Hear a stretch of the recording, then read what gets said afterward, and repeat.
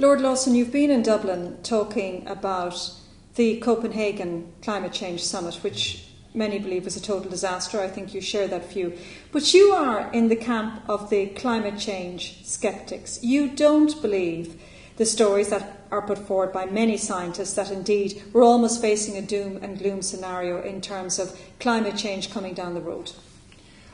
I don't accept that there's a disaster coming down the road, no. I don't know.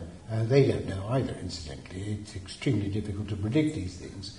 But there is no sign of it, and most climate scientists don't believe that there is a disaster either. They don't go in for this hype. But the small number who do, of course, get all the attention. That's not surprising, but that is the fact of life. But what I say is that even if there is a deterioration in the climate, and of course a warming will bring benefits as well as disadvantages. It's not all one way. But even if there is a warming, which will benefit certainly to Northern Europe, to us here, the disadvantages to some other parts of the world, it's true. But the net effect is not all that damaging. But the cost of trying to stop it would be hugely damaging. And it simply doesn't make sense, so it is much better that we learn how to adapt to whatever changes in climate that may occur. But how can you say, though, that you don't believe it is going to be, well, catastrophic may be too strong a word, but there are plenty of scientists, it seems, and you have the Intergovernmental Panel on Climate Change, you have the likes of the Stern Report. I know some people may say Al Gore's film was quite populist, but there are plenty of people who dismiss the climate change sceptics and say you simply don't know what you're talking about, that the scientific evidence strongly suggests temperatures will rise, and we will face climatic challenges, putting it mildly, within the next 50 to 100 years. The temperature may rise, it may not. It hasn't risen for the past 10 years, but it may. But that is not a disaster. You mentioned the Intergovernmental Panel on Climate Change. The Intergovernmental Panel on Climate Change does not predict a disaster scenario at all, if you read the report. No way. The great majority of climate scientists do not predict disaster. There are some who do, but the majority don't. And there is no reason to believe this minority. The majority of climate scientists say that there will be some disadvantages, and it may be that the disadvantages outweigh the advantages. But it is not a disaster. It is nothing like the serious problems that we are faced with in the world. And if we focus on this exclusively, we will make it harder to deal with the problems that really are there. I think that is much worse is the poverty that there is in many parts of the developing world still today. And hundreds of millions of people living in the most extraordinary poverty, without any electricity, without any running water, suffering from disease, suffering from malnutrition, suffering from preventable diseases, suffering from premature death.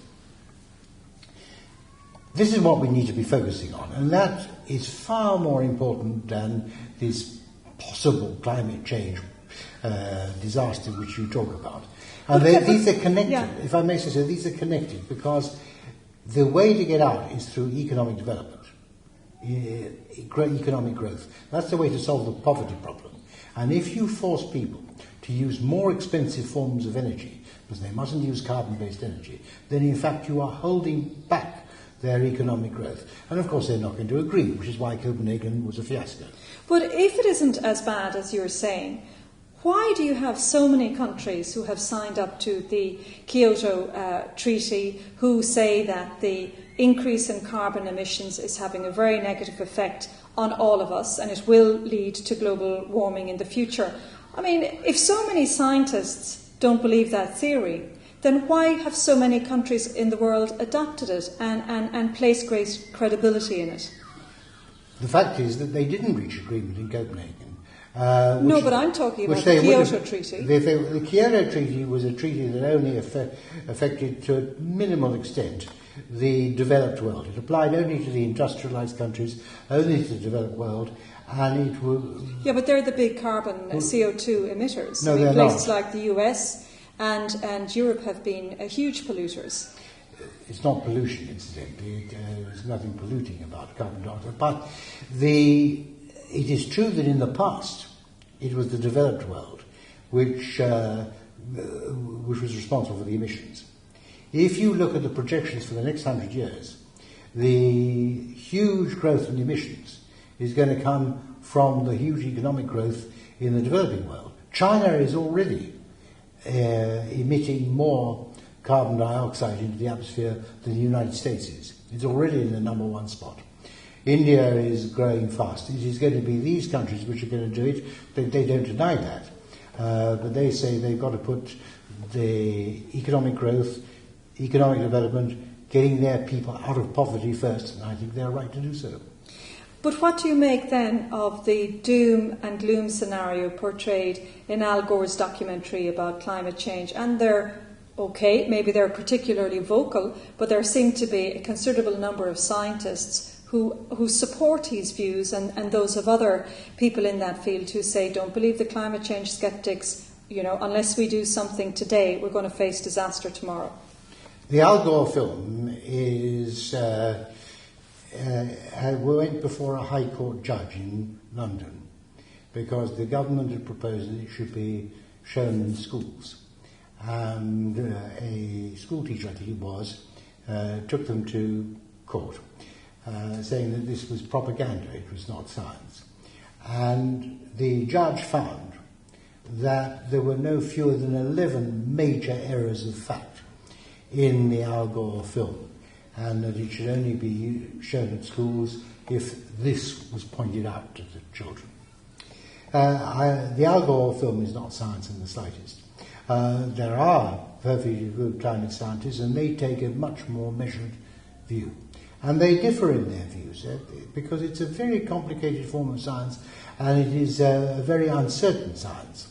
So I think that my position, which is that I don't really know what's going to happen, but that there is no reason to suppose there's a disaster on the horizon, that is something which is not agreed by every climate scientist, but by the majority. But you even were, it was pointed out to you during your address to the Institute of European Affairs here in Dublin, that the last decade, or the first decade of this century, has been the warmest on record, and that if you look at some of the climatic problems this century has already experienced with hurricanes and other sort of natural disasters, many people are attributing them, whether rightly or wrongly, to climate change. Look, what is the most encouraging thing? What is the fact about the recent decades? Is that you have had the greatest improvement in living standards in the developing world, and to some extent the developed world, than we've ever known. It's been a period of good news, not a period of bad news. And if you look at the IPCC's projections for the 21st century, they think the 21st century is going to be even better, even if the temperature rises as much as they are predicting. Okay, Lord Lawson, thank you very much. Thank you.